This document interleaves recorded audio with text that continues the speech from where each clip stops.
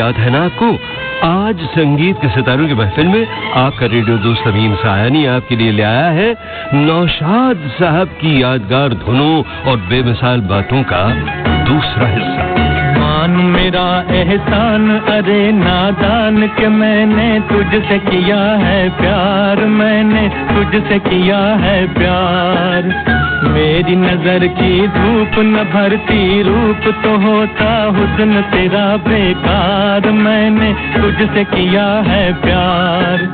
मान मेरा एहसान अरे नादान के मैंने तुझसे किया है प्यार, मैंने तुझसे किया है प्यार। क्या वो भी जमाना था, क्या ये भी जमाना है, वो जैसे हकीकत थी ये जैसे फसाना है। हालात का बदलना ये फितरी चीज है। इसका मतलब ये नहीं कि हालात के साथ हम अपने देश की तहजीब, अदब, परंपरा, सभ्यता इसको भी बदल दें। ये हमारी पहचान है और उस पहचान का बहुत बड़ा हिस्सा हमारा संगीत है। दोस्तों, नौशाद साहब को उनकी सुरीली बातों को रिकॉर्ड करने का मौका मुझे कई बार मिला, फिर भी प्यास नहीं बुझी थी।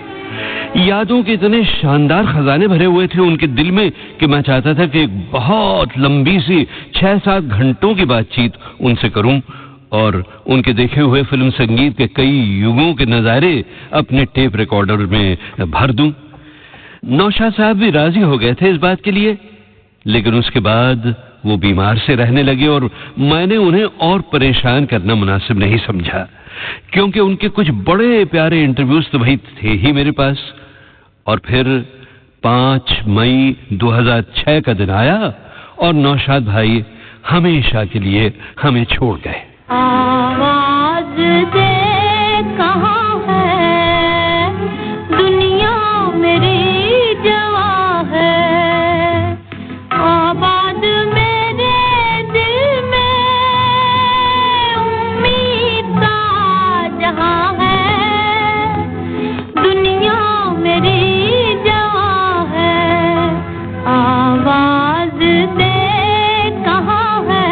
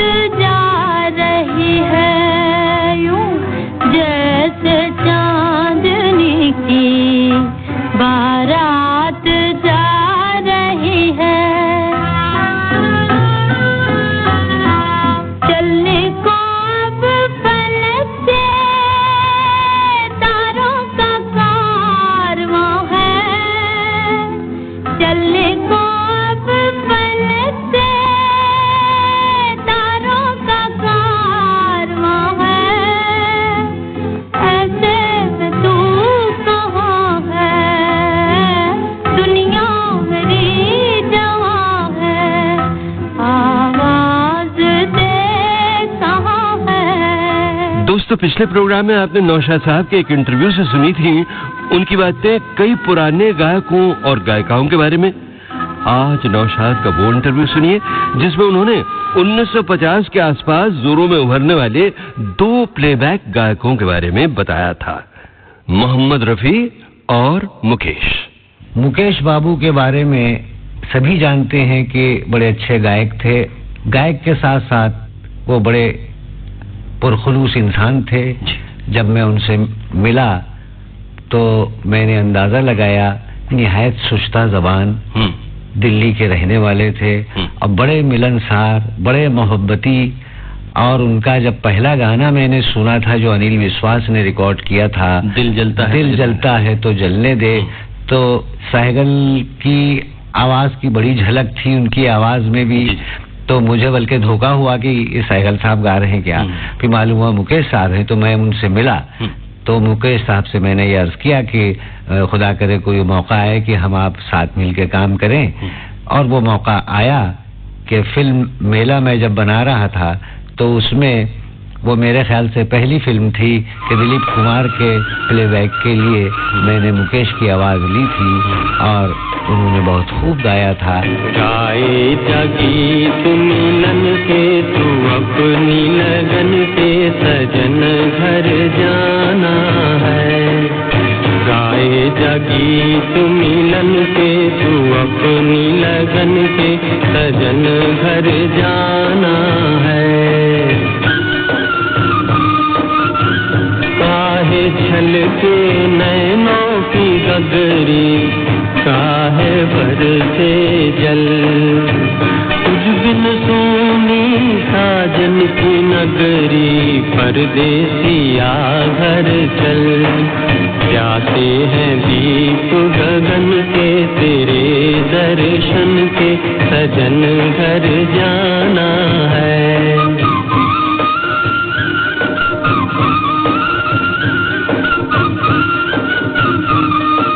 गाए जागी तू मिलन के, तू अपनी लगन के, सजन घर जाना है। लुट न जाए जीवन का डेरा, मुझको है ये गम, हम अकेले ये जग लुटेरा, बिछड़े न मिल के हम, बिगड़े नसीब न बन के, ये दिन जीवन के, सजन घर जाना है।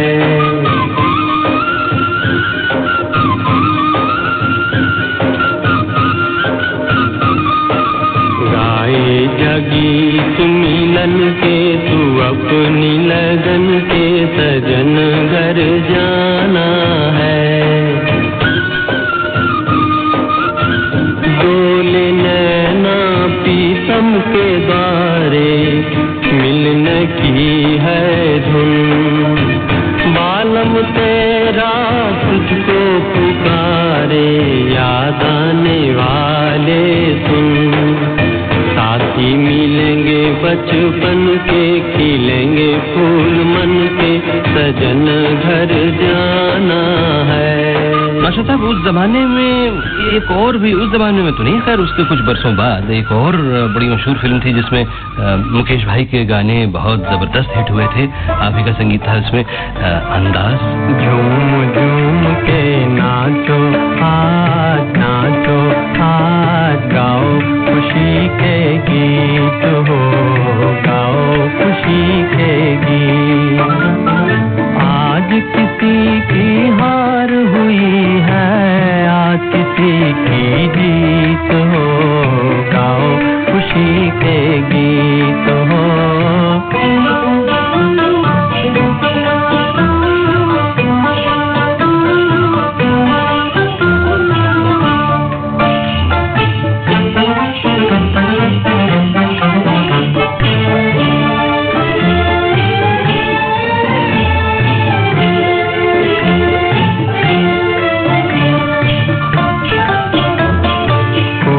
किसी की आँख का तारा, जीवन साथी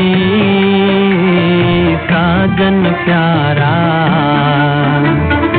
और कोई तकदीर का मारा, ढूंढ रहा है दिल का सहारा। किसी को दिल का दर्द मिला है, किसी को मन का मीत हो, गाओ खुशी के गीत हो।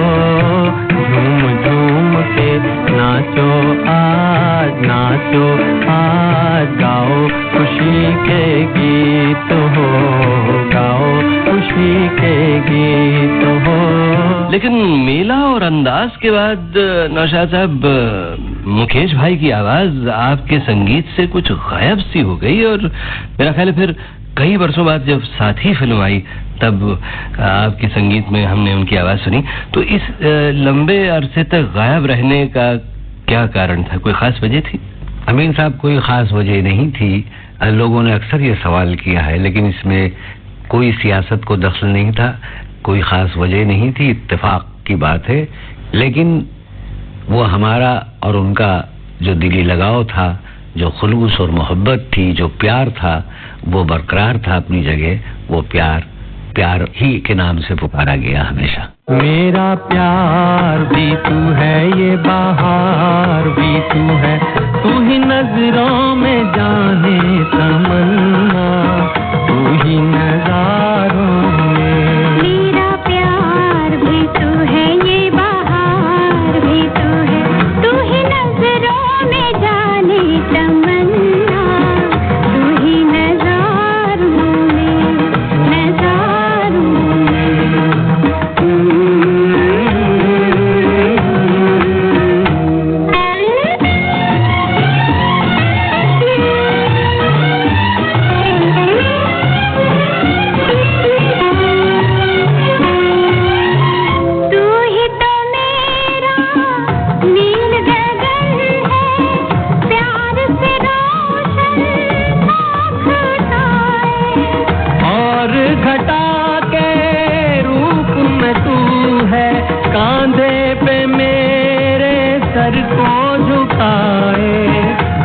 पे लटे बिखराए, मेरा प्यार भी तू है, ये बहार भी तू है, तू ही नजरों में जाने तमन्ना, तू ही नजारों में, नजारों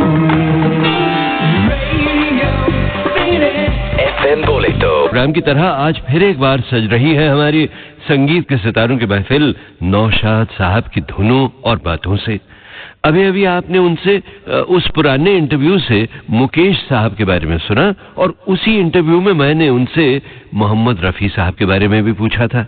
मुझे याद है रफ़ी साहब के इंतकाल पर आप यहाँ तशरीफ लाए थे हमारे स्टूडियो में। बड़ी प्यारी, बड़ी गहरी, बड़ी दिल को छू लेने वाली बातें आपने बताई थी रफ़ी साहब के बारे में।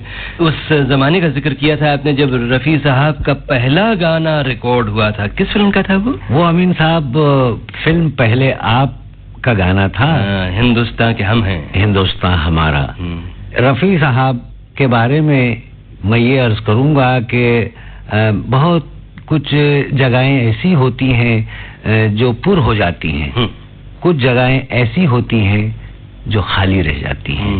उनमें से वो रफ़ी साहब का मकाम है कि मुमकिन है मुस्तकबिल करीब में हमको मोहम्मद रफ़ी साहब से भी अच्छे गायक मिल जाएं, जिसका इम्कान है, लेकिन शायद दूसरा मोहम्मद रफ़ी हमको ना मिले। जिंदगी के मेले, ये जिंदगी के मेले, दुनिया में कम न होंगे, अफसोस हम न होंगे। ये जिंदगी के मेले, ये जिंदगी के मेले।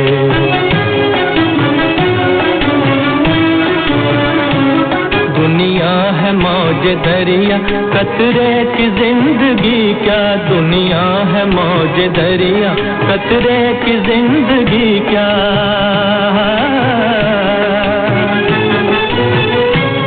पानी में मिलके पानी, अंजाम ये के पानी, पानी में मिलके पानी, अंजाम ये के पानी। दम भर सांस ले ले, ये जिंदगी के मेले, दुनिया में कम न होंगे, अफसोस हम न होंगे। ये जिंदगी के मेले, ये जिंदगी के मेले, ये जिंदगी के मेले, ये जिंदगी के मेले।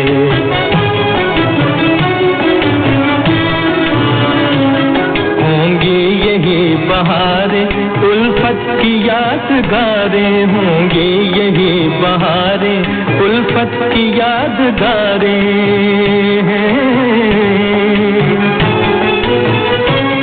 बिगड़ेगी और बनेगी, दुनिया यही रहेगी।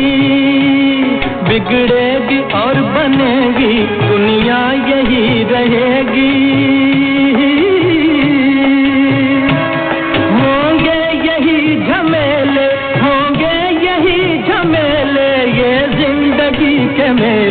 दुनिया में कम गम न होंगे, अफसोस हम न होंगे।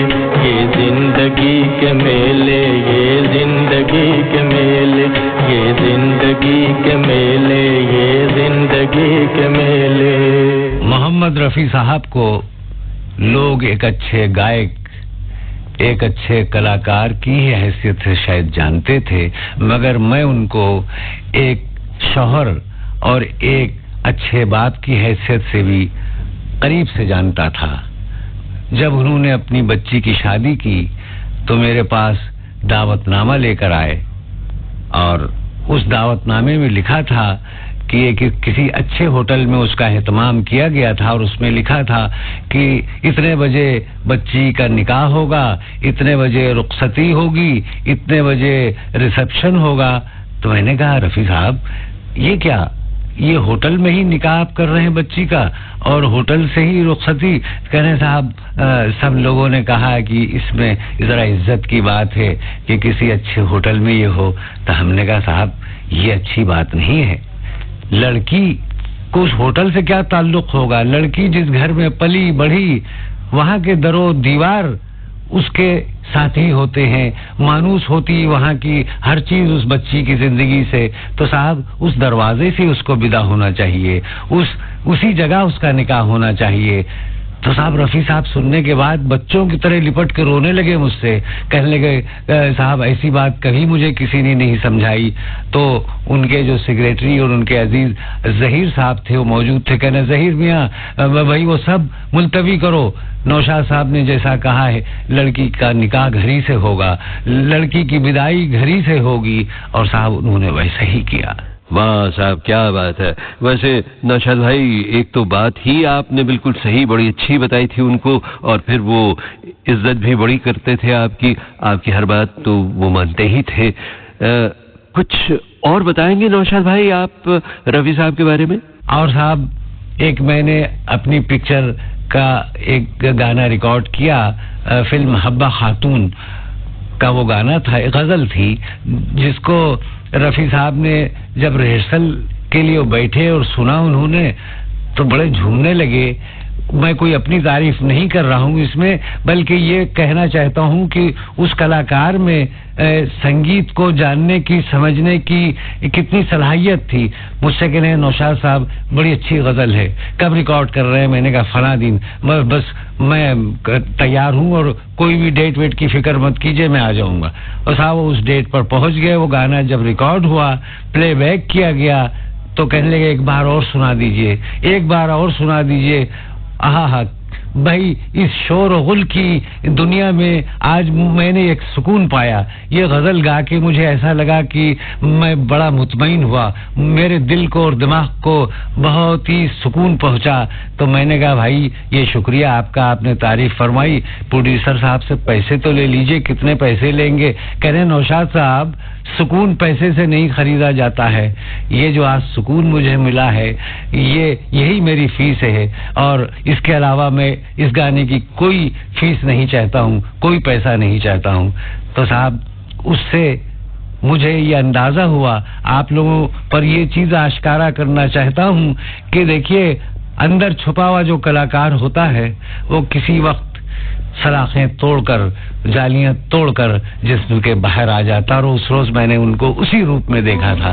वो साहब इस कदर खुश हुए और साहब बगैर पैसे लिए वो चले गए। जिस रात के ख्वाब आए वो ख्वाबों की रात आई, जिस रात के ख्वाब आए वो ख्वाबों की रात आई, शर्मा के झुकी नजरें होठों पे वो बात आई, जिस रात के ख्वाब आए वो ख्वाबों की रात आई।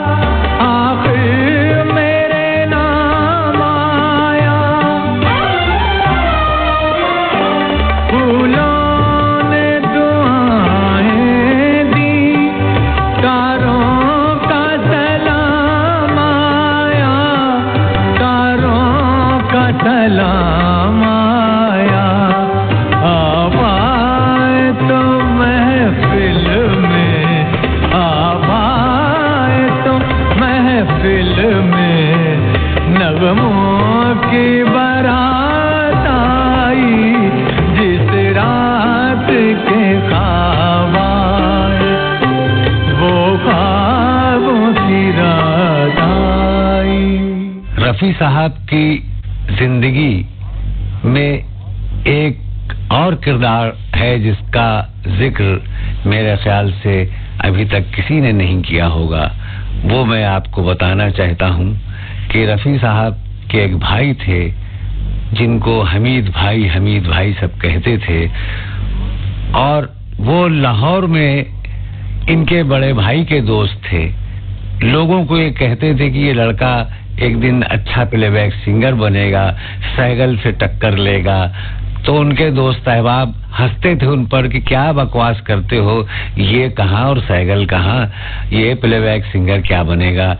एक रोज इनके दिल में बात लग गई और इन्होंने कहा अच्छी बात है, जब तक ये एक बेहतर प्लेबैक सिंगर नहीं बनेगा मैं मुंह नहीं दिखाऊंगा तुम लोगों को। और साहब ये रफी का हाथ पकड़ा इन्होंने और बम्बई रवाना हुए। अपनी बीवी, बच्चे, घर बार सबको छोड़ दिया उन्होंने रफी के लिए। बम्बई में आए तो हर म्यूजिक डायरेक्टर के दरवाजे पर हाथ फैलाते थे, भीख मांगते थे, मेरे भाई को काम दो, मेरे भाई को काम दो, सुन लो एक दफे उसका गाना। और साहब उनको जब मेरे मुताल्लिक मालूम हुआ कि मैं लखनऊ का रहने वाला हूँ तो हमीद भाई लखनऊ गए। लखनऊ में 10, 12, 15 दिन गली गली मारे मारे फिरे, सबसे मालूम किया कि नौशाद साहब के वालिद कहाँ रहते हैं। तो साहब पता निकाला और एक होटल में जहाँ मेरे वालिद साहब बैठ के चाय वाय पीते थे वहाँ जाना आना शुरू किया, उनकी कुर्बत हासिल की और उनसे एक चिट्ठी सिफारिश की लिखवाई रफी के नाम। उसके बाद ये साहब बम्बई आए और वो चिट्ठी मुझको दी कि आपके वालिद साहब की चिट्ठी लाया हूँ। तो हमीद भाई रफी को रफी बनाने में हमीद भाई का अगर जिक्र न किया जाए तो ये नाइंसाफी होगी। मगर अफसोस कि जिंदगी ने रफी साहब के साथ उतनी वफा नहीं की जितनी करनी चाहिए थी। गिर पड़ा चश्मे फलक से एक सितारा टूटकर, एक नक्शा रंजो गम का खिंच गया पेशे नजर, बुझ गई फिर शम्मा महफिल में अंधेरा हो गया, दिल का बस एक तार टूटा और तराना सो गया। याद में तेरी जाग जाग के हम रात भर करवटें बदलते हैं, हर घड़ी दिल में तेरी उल्फत के धीमे धीमे चिराग जलते हैं।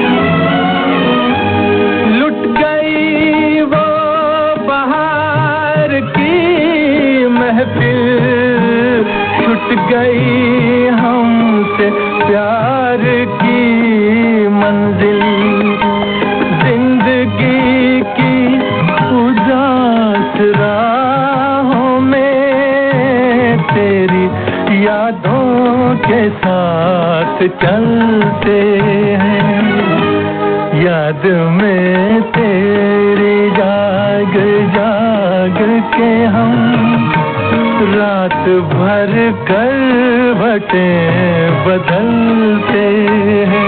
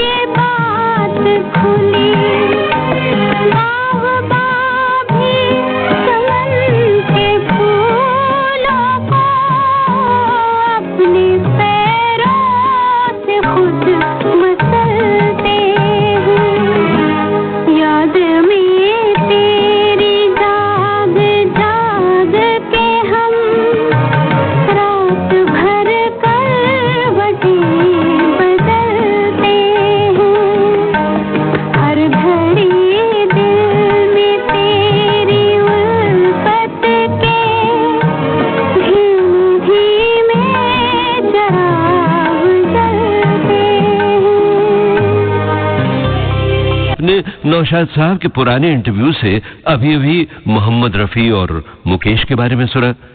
रफी और मुकेश तो अब नहीं रहे, मगर एक लाजवाब आवाज अभी बाकी है जिसने नौशाद साहब के अनगिनत गीतों को संवारा है। जी हाँ, मैं लता मंगेशकर की बात कर रहा हूँ बहन और भाइयों। क्या आप जानते हैं कि लता के करियर को शिखर तक पहुंचाने में भी खेमचंद प्रकाश और गुलाम हैदर और अनिल विश्वास जैसे म्यूजिक डायरेक्टरों के साथ साथ नौशाद का भी बड़ा हाथ था। एक मुलाकात में लता जी ने मुझे बताया है उनकी नौशाद साहब से शुरू की एक मुलाकात के बारे में। मुझे सबसे पहले मुकेश भैया ने सुना मास्टर गुलाम हैदर के यहाँ, और मेरे साथ उनका डुएट था अंग्रेजी छोरा चला गया, गोरा गोरा चला गया। अच्छा। और वो गाना गाने के बाद मुकेश भैया ने जाके नौशाद साहब को कहा कि एक लड़की आई है लता और बहुत अच्छा गाती है। तो नौशाद साहब ने कहा कि भाई आप मेरे यहाँ ले आइए उसको। तो मुकेश भैया मेरे पास आए और मुझे कहने लगे कि बहना चलो, तुमको नौशाद साहब ने बुलाया है। मैंने कहा मैं आऊंगी जरूर, पर मैं उनको गाना वाना सुना के ट्रायल वायल नहीं दूंगी। तो कहने लगे नहीं कोई बात नहीं, तुम चलो तो सही, मिल लो। मैं उनको मिलने पर मतलब मुकेश भैया मुझे वहाँ ले गए। ट्रायल वायल नहीं दूंगी मतलब क्या? मतलब वो पहले ये होता था ना कि कुछ गाना सुनाइए, कुछ गजल सुनाइए, मतलब तलफ्फुज कैसे हैं, कैसे गा रहे हैं, कैसी आवाज है, ये हर म्यूजिक डायरेक्टर करता था। तो मैंने कहा ये अब मैं नहीं करूंगी, बहुत कर चुकी हूँ, अभी मुझे नहीं करना है। तो पर मुकेश भैया ने ले गए वहाँ पे, और नौशाद साहब बहुत मतलब समझदार आदमी है। उन्होंने बड़े तरीके से मुझे कहा अरे हमने आपका नाम सुना है, आप इतना अच्छा गाती हैं और कमाल है, ये है वो है, अगर आप कुछ सुना दें तो कितना अच्छा हो। ऐसे अच्छा हम आपको सिर्फ सुनना चाहते हैं। तो मैंने गाना सुनाया, मतलब मैं समझी इनको सिर्फ सुनना है ही मुझे, तो मैंने गाना सुनाया। फिर कहने लगे आप कोई गजल सुनाइए। तब मुझे शक हुआ, मैंने कहा ये मुझे अब ये ट्रायल ले रहे हैं मेरा कि वे क्या गाती है। पर खैर मैंने उस वक्त उनको एक लाहौर फिल्म के लिए एक गजल गा रही थी, तो वही गजल उनको सुनाई। और साहब फिर शुरू हुआ नौशाद के संगीत और लता की आवाज का वो संगम जो फिल्म संगीत को जज्बात निगारे की बुलंदी तक ले गया।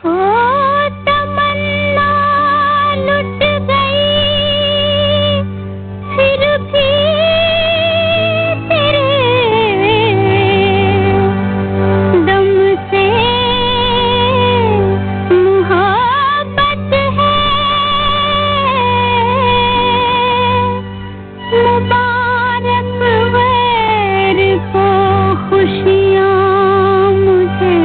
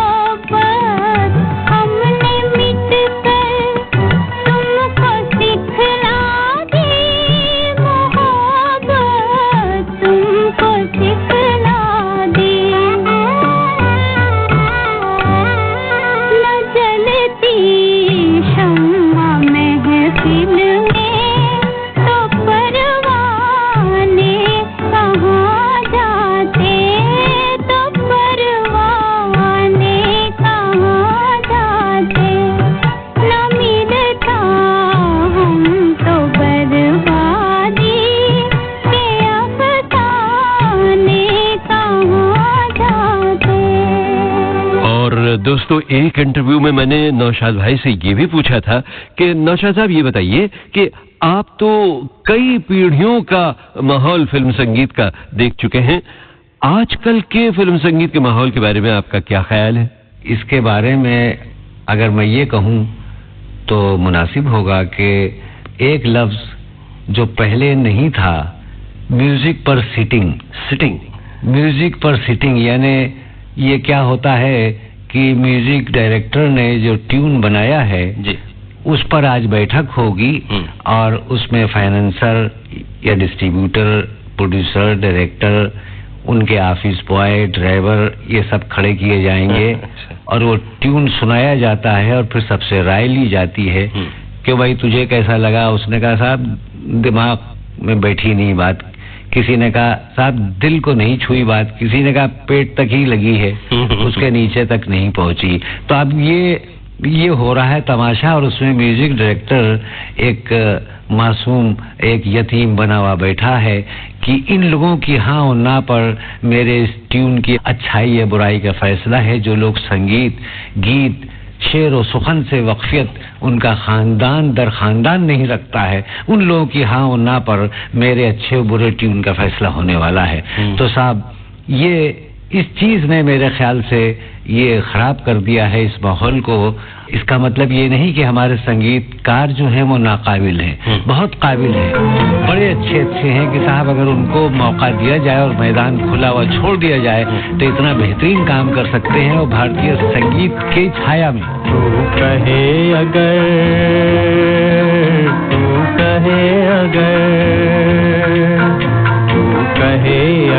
जीवन भर मैं गीत सुनाता जाऊं, मन बीन बजाता जाऊं, तू कहे अगर।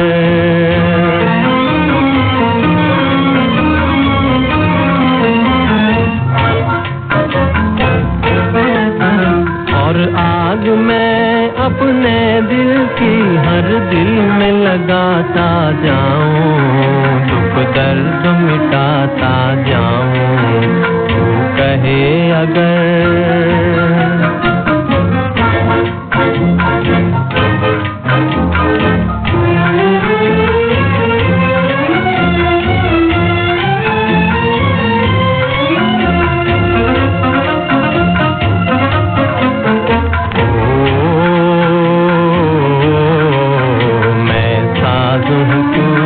गम है मैं ताज़ हूँ तू सरगम है,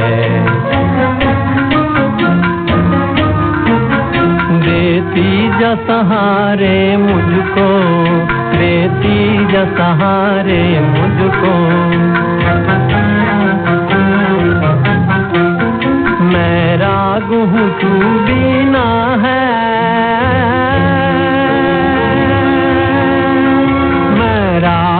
तू बीना है, जिस दम तू पुकारे मुझको, आवाज में तेरी हर दम आवाज मिलाता जाऊं, आकाश पे छाता जाऊं, तू कहे अगर।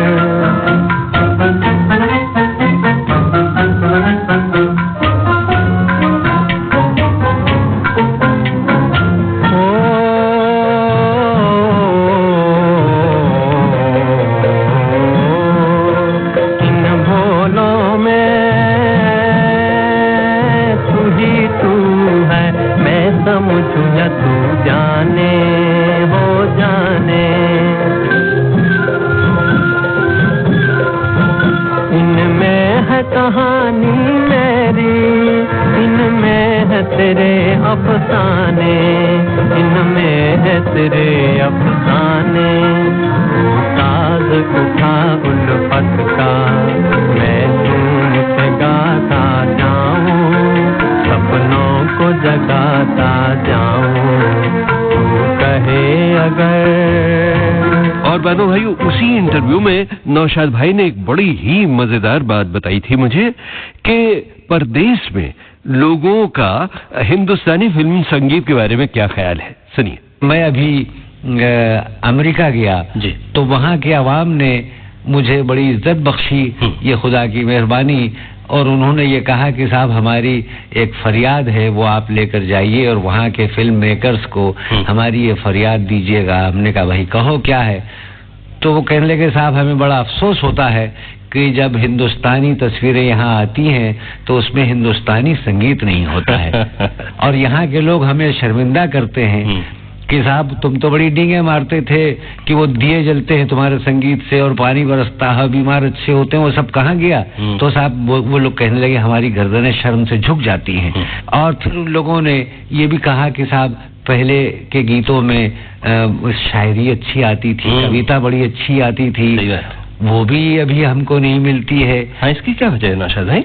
साहब इसकी वजह जहाँ तक मेरा ख्याल हो, मेरे ख्याल से पहले ट्यून बना दिया जाता है और ट्यून वो पास किया जाता है, जो मैंने अर्ज किया था कि म्यूजिक पर सिटिंग है, तो उस पर उस सिटिंग में ट्यून पहले पास किया जाता है कि ये ट्यून अच्छा है या बुरा है, और वो ट्यून अगर पास हो गया अब उस पर शायर को बिठाया जाता है कि भाई ये सिचुएशन है, अब तुम इस पर बोल लिखो। तो साहब वो शायर की परवास पर तो पहले आपने पाबंदी लगा दी, उसके पर कतर दिए और अब कह रहे हैं कि आप इसमें शायरी कीजिए।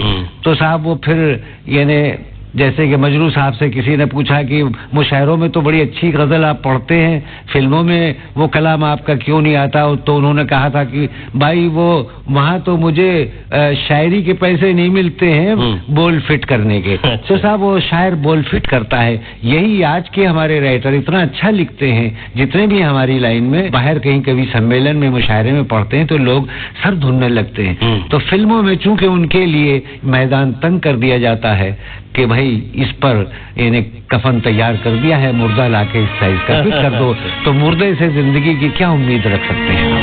जब दिल ही टूट गया, जब दिल ही टूट गया, हम जी के क्या करेंगे, हम जी के क्या करेंगे, जब दिल ही टूट गया, जब दिल ही टूट गया।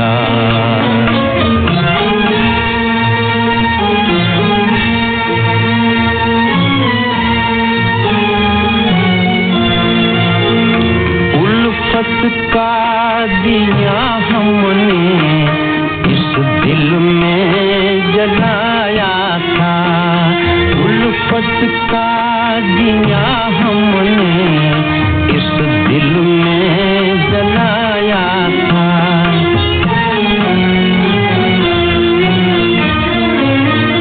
उम्मीद के फूलों से इस घर को सजाया था, उम्मीद के फूलों से इस घर को सजाया था। एक भेदी लूट गया, एक भेदी लूट गया, हम जी के क्या करेंगे, हम जी के क्या करेंगे, जब दिल ही टूट गया।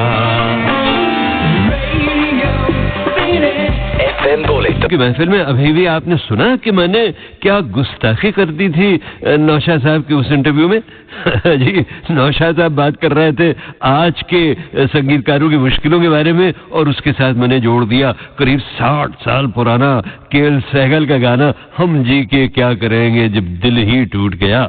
बहरहाल एक और बड़ी पते की बात मैंने नौशाद साहब से पूछी थी और वो ये कि नौशाद भाई सुना है कि अगर कोई प्रोड्यूसर कभी आपके काम में दखल देने की कोशिश करता तो आप बहुत नाराज हो जाया करते थे, क्या आप बताएंगे कि क्यों? ये कतई जरूरी नहीं कि जो प्रोड्यूसर साहब फिल्म बना रहे हों वो शायरी और संगीत में भी उतनी ही जानकारी रखते हों जितनी फिल्म प्रोडक्शन में। कई बार प्रोड्यूसर साहिबान से मेरी इस सिलसिले में बहस हो गई। मैंने उनसे कहा कि मैं फिल्म का म्यूजिक दे रहा हूं और मेरी इज्जत का सवाल है, इसके अलावा इसके साथ साथ मेरा ये पेशा भी है, मेरा प्रोफेशन भी है और कोई मेरा दूसरा जरिए माश नहीं है, न मेरी कोई कपड़े की दुकान है और न कोई गिलास फैक्ट्री। भला मैं अपने फन के साथ, अपने पेशे के साथ कमजोरी कैसे दिखा सकता हूँ? उस वक्त प्रोड्यूसर साहबान ये फरमाते हैं कि मैं तो एक लेमैन की हैसियत से कुछ कह रहा हूँ। मेरा कहना ये होता है कि मुझे किसी एक लेमैन की राय की जरूरत नहीं है, किसी जानकार की जरूरत है। अगर आपको अपनी पसंद पर इतना ही भरोसा है तो फिर आप मेरे पास क्यों तशरीफ लाए? किसी बाजा बजाने वाले को बिठाकर अपनी धुनें समझा देते। लेकिन हमेशा ऐसा नहीं होता, कभी कभी कोई फन का कदरदान भी मिल जाता है। मरहूम महबूब साहब की फिल्म अनमोल घड़ी का म्यूजिक मैं दे रहा था और ये महबूब साहब के साथ मेरी पहली फिल्म थी। मैं रिहर्सल कर रहा था कि अचानक म्यूजिक रूम में महबूब साहब तशरीफ ले आए। गाना था जवां है मोहब्बत हंसी है जमाना। तो महबूब साहब ने वो गाना सुनने के बाद कुछ अपनी राय पेश की कि यहाँ से इस म्यूजिक को जरा कम कर दो, इसको घटा दो, इसको बढ़ा दो। बहरहाल जो भी उन्होंने सजेशंस दिए मेरा दिल तो राजी नहीं हुआ, लेकिन उनका एहतराम करते हुए मैंने उनके वो सजेशन कबूल कर लिए और गाना रिकॉर्ड कर दिया। कुछ दिनों बाद वही गाना महबूब साहब पिक्चराइज कर रहे थे और मैं इत्तेफाक से स्टूडियो पहुंचा। महबूब साहब कैमरे से देखकर कुछ हिदायतें दे रहे थे कि वो मेज इधर रख दो, वो तस्वीर बाईं तरफ रख दो और वो लाइट ऑन करो और ऑफ करो। मुझे मजाक सूझा। मैंने कहा महबूब साहब दरख्वास्त है कि मेरी। कहने फरमाइए। मैंने कहा क्या मैं भी कैमरे की आंख से देख सकता हूँ? हाँ हाँ भाई जरूर देखो, वो तुम्हारा ही गाना मैं पिक्चराइज कर रहा हूँ। बहरहाल मुझे शरारत सूझी साहब और मैंने कैमरे से झांक कर देखना शुरू किया और कहना शुरू किया कि वो उस मेज की तो जरूरत नहीं, उसको हटा दीजिए, और वो तस्वीर की भी बिल्कुल जरूरत नहीं है, वो पर्दा इधर से हटा के उधर लगा दीजिए और सोलर ऑन कीजिए और बेबी ऑफ कीजिए। ये सब कहना शुरू किया और महबूब साहब ने मेरा हाथ पकड़ा और खींचा। कहना मियाँ वो जाओ पेटी तबला बजाओ, ये तुम्हारा काम नहीं है। मैंने आदाब किया। मैंने कहा महबूब साहब यही मैं सुनना चाहता था आपसे कि ये आपका काम है और वो मेरा काम था। महबूब साहब सकते में पड़ गए और खामोश मुझे देखते रहे कुछ देर और फिर कहने लगे अच्छी बात है, मैं जवाब दूंगा इसका। और साहब उन्होंने जवाब ये दिया कि उसके बाद ना किसी गाने की रिहर्सल में आए, ना कोई धुन सुनी। जब कभी मैंने उन्हें दावत भी दी कि आइए वो आपका गाना रिकॉर्ड हो रहा है, अरे नहीं भाई वो तुम्हारा काम है, तुम उसे खूब समझते हो। मरते मर गए। अनमोल घड़ी से आखिरी फिल्म उनकी सन ऑफ इंडिया तक यही वफादारी उनकी जारी रही। और साहब ऐसे कदरदान अब कहाँ हैं? नगरी नगरी द्वारे द्वारे ढूंढूं रे सांवरिया, नगरी नगरी द्वारे द्वारे ढूंढूं रे सांवरिया, पिया पिया रटके मैं तो हो गई रे बावरिया, नगरी नगरी द्वारे द्वारे ढूंढूं रे सांवरिया।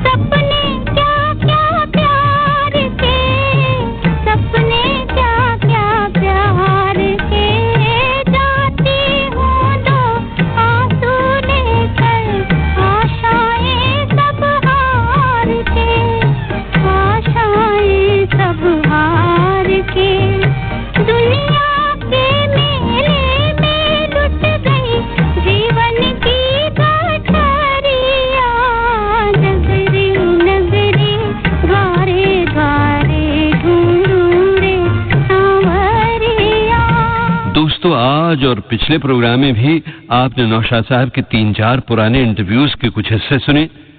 जैसा कि मैंने आपको आज के प्रोग्राम के शुरू में बताया, मैं उनका नया इंटरव्यू भी रिकॉर्ड करना चाहता था, मगर उनकी बीमारी की वजह से ये काम नहीं कर पाया। मगर एक वजह उसकी और भी थी बहनों और भाइयों। आखिरी दिनों में उन पर कई बोझ थे, जिनमें से एक बोझ ये था कि फिल्म मुग़ल आज़म के नए रंगीन वर्जन के लिए उन्हें म्यूजिक में इजाफा करना था। इसके अलावा उन्हें अपनी नई फिल्म ताजमहल की तर्जें और बैकग्राउंड म्यूजिक के लिए भी बहुत काम करना था।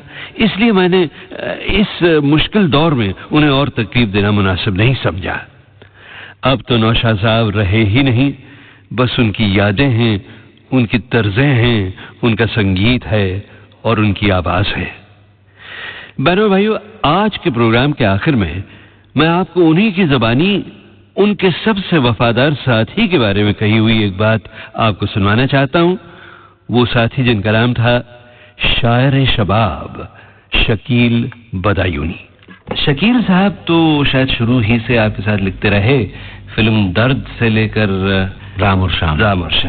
कुछ उनके बारे में बताइए, कैसे थे शकील साहब? शकील साहब ने तकरीबन 20 साल मेरे साथ काम किया जी। लोगों की ये शिकायत थी कि शकील साहब ही के साथ आप क्यों करते हैं काम। तो क्या था कि एक तो बड़े अच्छे शायर थे वो जी, बड़े अच्छे इंसान भी थे। दूसरे ये कि बेरा उनका एक ट्यूनिंग हो गया था। मेरे ही इन्हें साथ रहते थे, तो भाई रात को कभी आइडिया आया कि चलिए डिस्कस करना है तो आ गए। दिन में जिस वक्त भी चाहा शकील साहब मौजूद हैं और बहुत मेहनत करते थे और इस कदर तवज्जो देते थे काम पर कि मैं आपसे क्या बताऊं। और मेरा इशारा समझा उन्होंने और फौरन उस शेर की शक्ल में ढाल दिया उसको। सुहानी रात ढल चुकी, ना जाने तुम कब आओगे। सुहानी रात ढल चुकी, ना जाने तुम कब आओगे।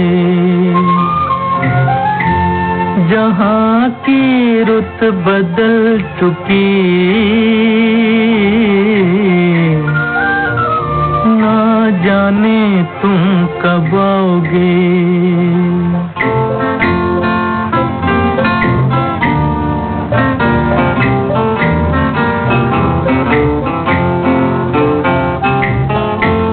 नजारे अपनी मस्तियाँ दिखा दिखा के सो गए। सितारे अपनी रोशनी लुटा लुटा के सो गए। हर एक शम्मा जल चुकी, ना जाने तुम कब आओगे। सुहानी रात ढल चुकी, ना जाने तुम कब आओगे।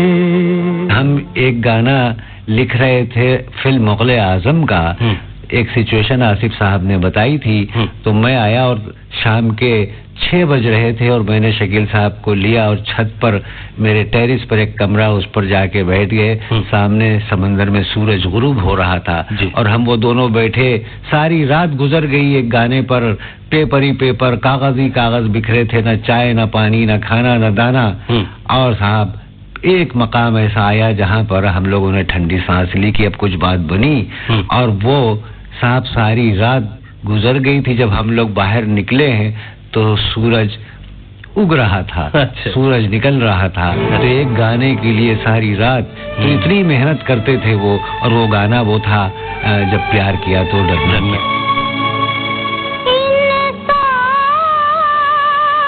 किसी से दुनिया में एक बार मोहब्बत करता है,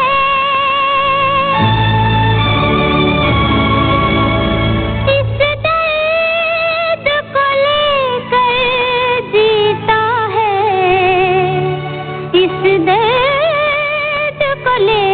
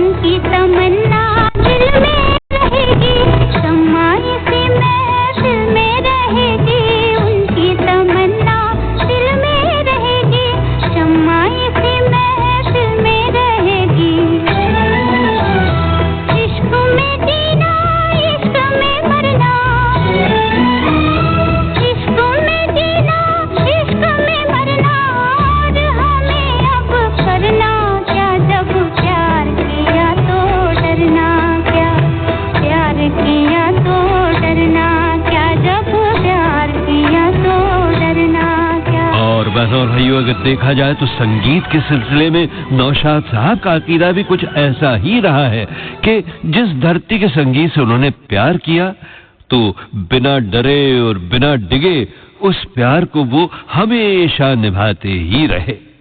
ऐसी ऐसी तर्जें उन्होंने दी हमें जो हमारे संगीत पथ के संगे मील बनकर रह गई।